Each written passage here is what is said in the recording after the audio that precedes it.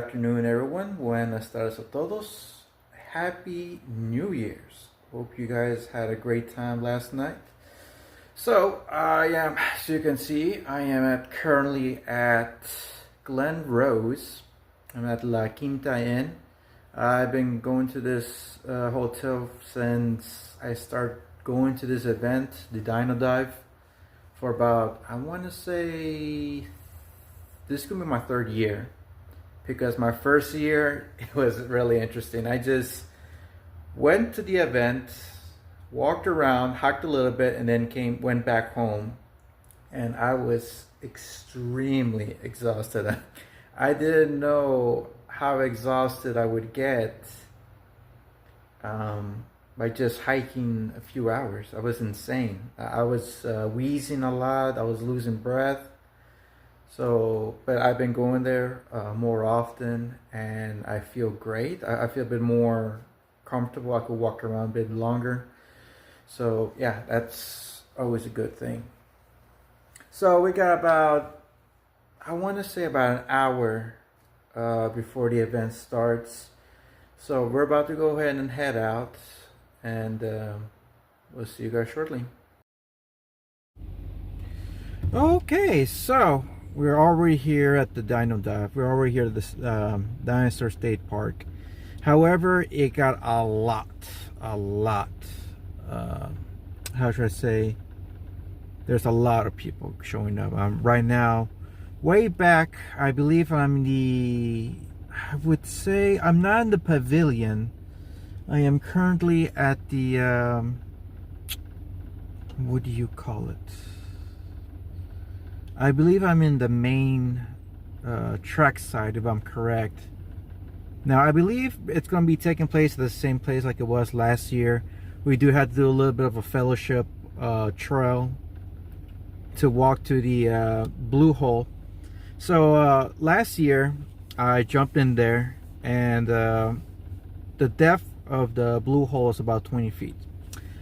My swimming skills are a bit rusty. I'm just gonna tell you that. I am a bit rusty. I do swim from time to time, but not so much as to say swimming in depth. Like, I haven't been accustomed of swimming anything more than 6 feet. You know, that's where I start to, is that part, like, if I can't touch my feet on the bottom, I tend to get a bit panic or a bit concerned.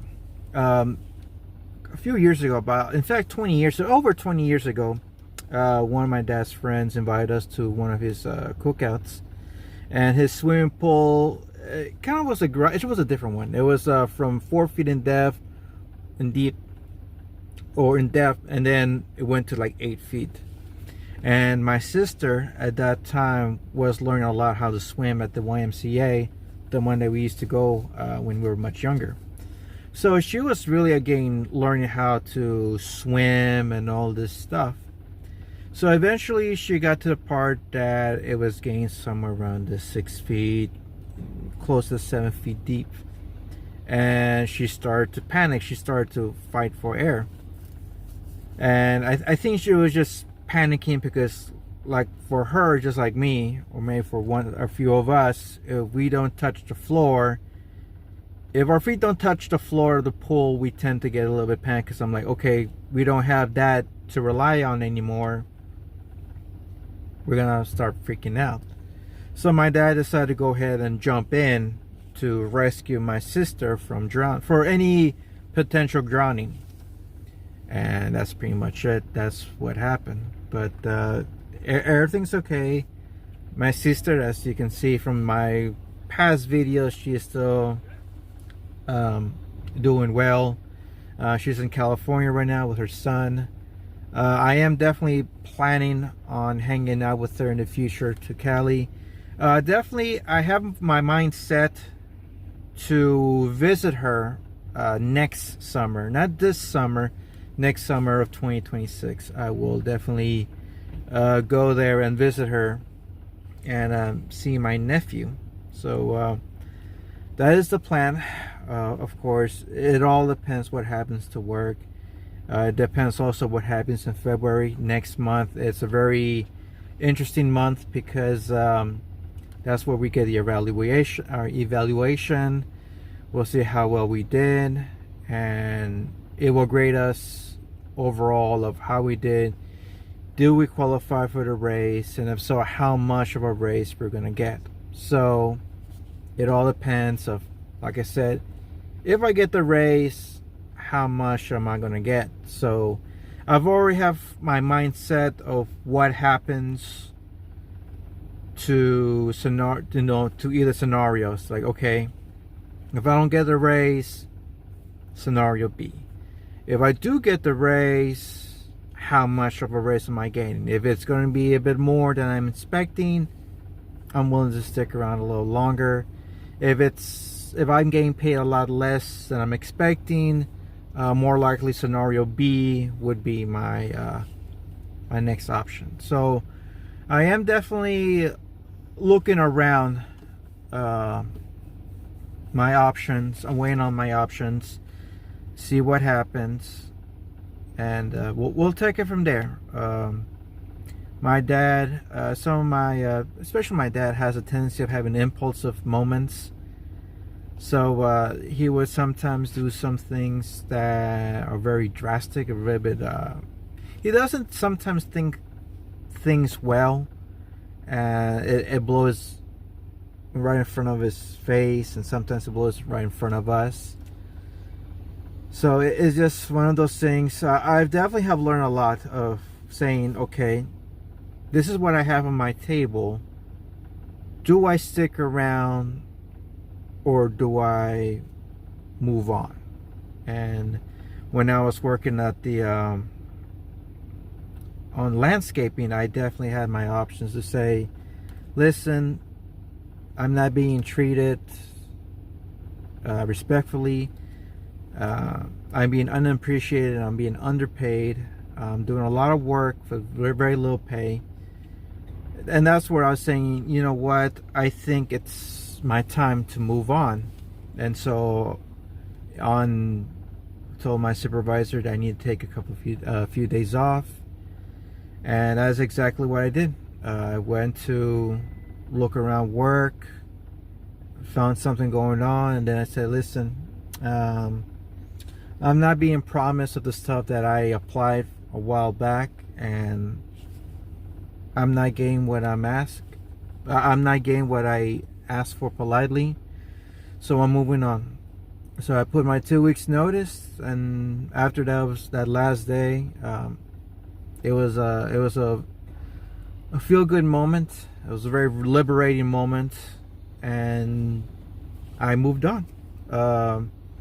I was working in this company. I was working in this workplace for about 2 years, and it was good for what it was, but unfortunately, it was getting to that part that I needed to move on.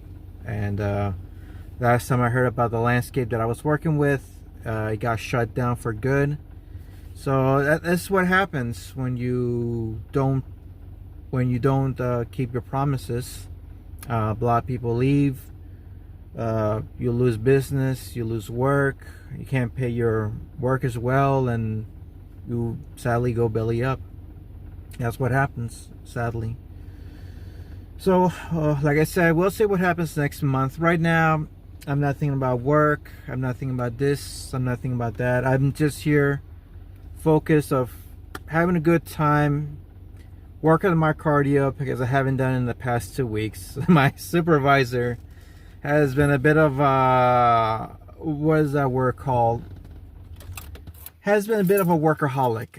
He definitely makes us, when he's there, he definitely makes us work extra. So it's a part of his personality. He wants to make sure that everything's all taken care of. But we'll see. We'll see. I mean, sometimes it's okay to have that extra money and to work a little extra, but then again, 1 hour extra of work does kind of weigh you down a bit. You can't really do things that you can, like say pick up your kids or pick up your wife, your husband, whoever. You still have to wait for that 1 more hour to get something going. So I think what I'm going to do now is simply get my cardio taken care of. And then on Saturday, if everything goes well, I'm going to work on my lower body. I'm going to work on my legs and everything else. And we'll definitely see what we can do in the upcoming years, in the upcoming weeks. I'm thinking about just do a little bit of work, a little bit of a workout. Just have my bag here just in case. If I feel like I have enough energy, just go there and do a little workout, and then we'll take it from there. So that is it. I think that's definitely what my plan is to just keep my body tuned up, despite of this, even though it's like, okay, just do 45 minutes and then that's it. And then come back the next couple of days, do another 45 minutes. But that is it.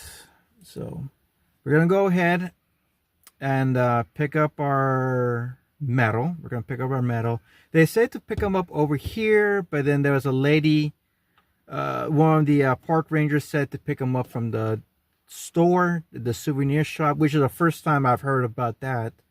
We usually just pick them up right there on the front to sign our waivers in case if someone were to get injured or something else bad happens, they're not held responsible.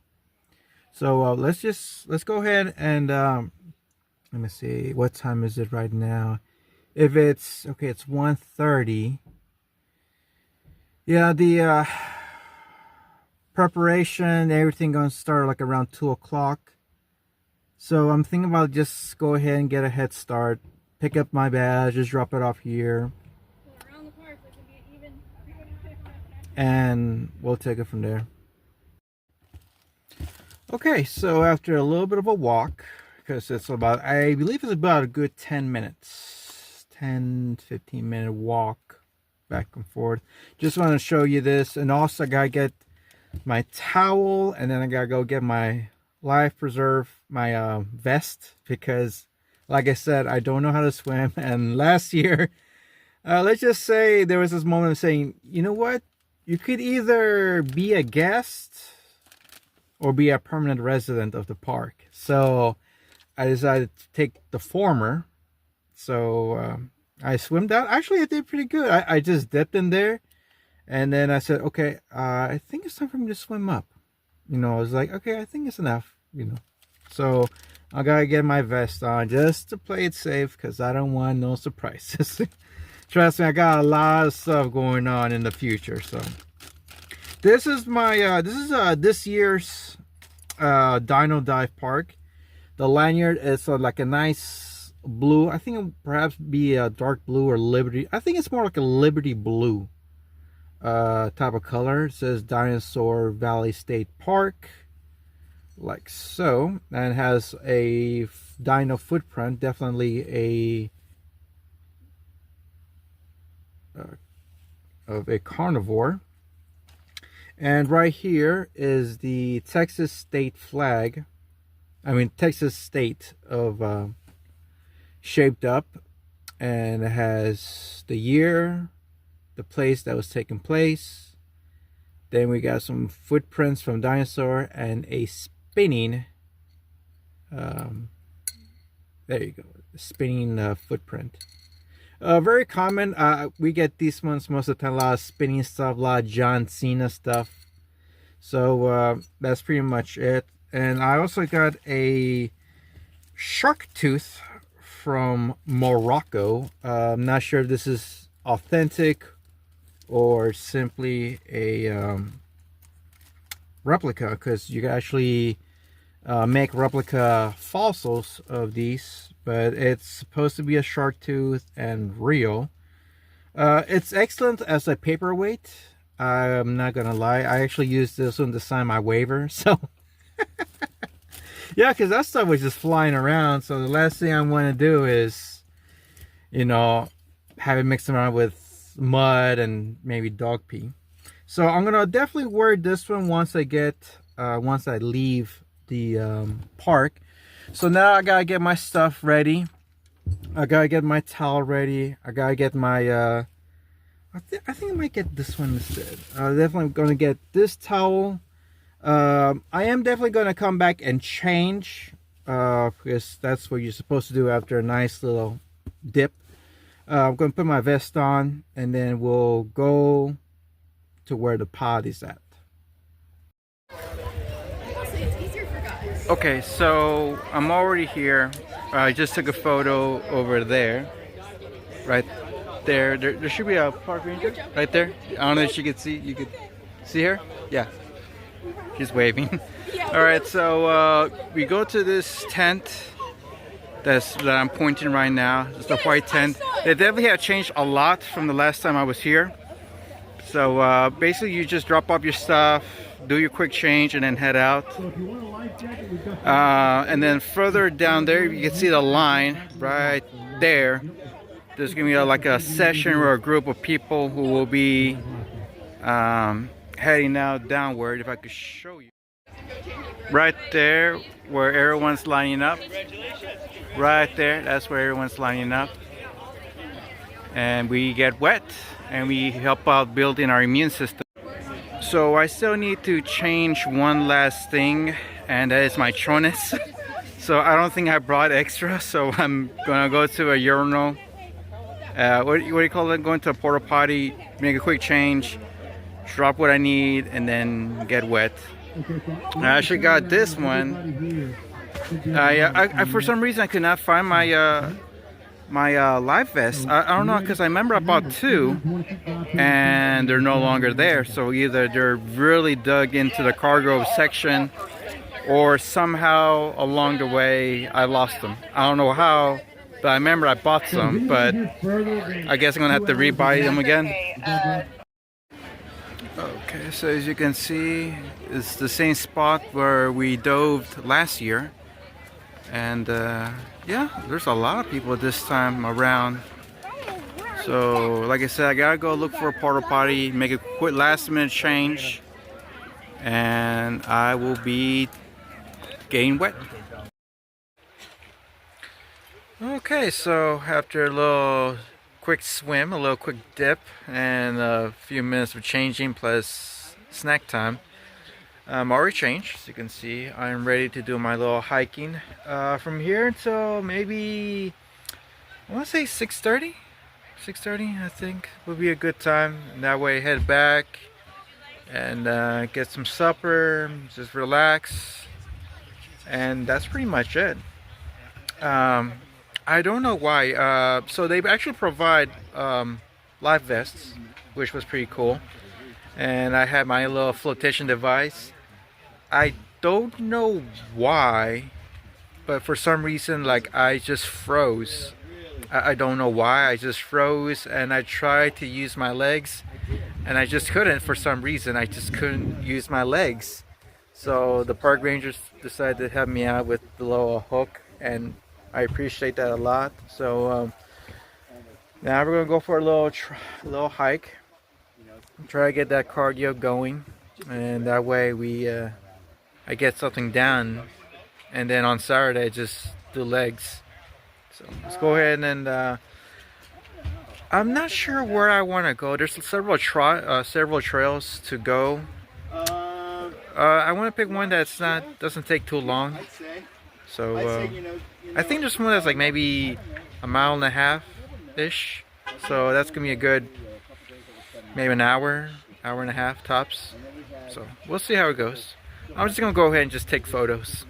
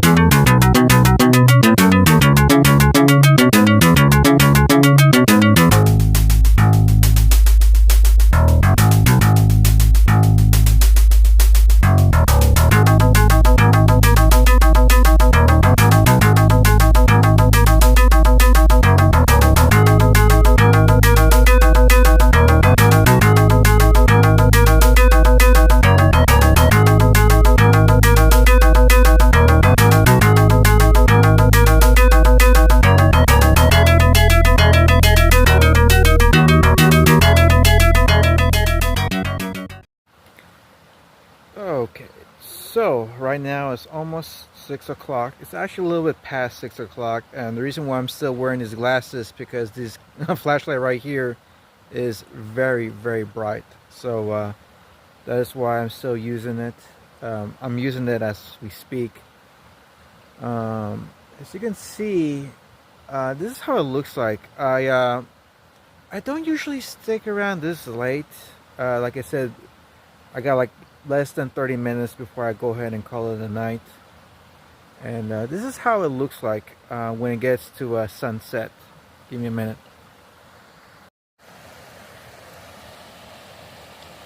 So this is how it looks like at the moment.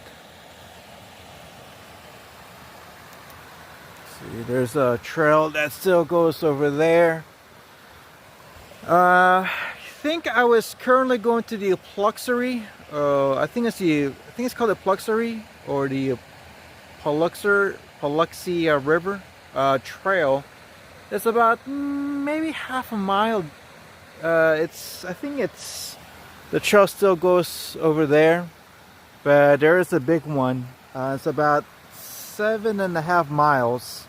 That's a big one. That one's going to take you definitely a good, say, 5 to 6 hours. So I would love to one day in the future definitely like to do a trail, the long one, the Cedar Creek, the Cedar Lake one.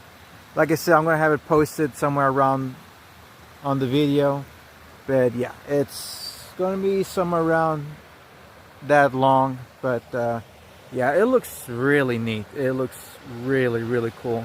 And if you go over that way, over yonder, there's a couple of campsites, RVs,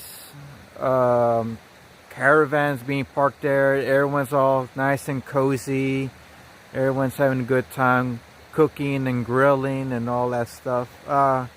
It's actually quite tempting, to be honest. That's another reason to get myself that caravan in the future. But it doesn't, this is the real world. This is not like the game of Monopoly or GTA that every hour you're gonna get yourself a nice little deposit, unless you somehow get some stuff going, some stuff going, rolling.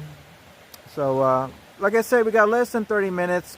Hopefully I could able to complete this one and just write it down on my little bucket list, and hopefully in the future, maybe this year or next year when I do the Dino dive, I will definitely get into one. So this is how it looks like right now at 6:30 at night, or actually in the evening. So this is how it looks like when it's dark. You could definitely see the moon right there. I'm not sure you could see it. One sec. Yeah, as you can see, you could see the stars. That's the moon right over there. So you can see that's my vapor right now. Not my vape, my vapor from breathing out. So I'm about to head to the Yukon. That is if I could get there. I did pass through some stairs, so that is where I'm supposed to go.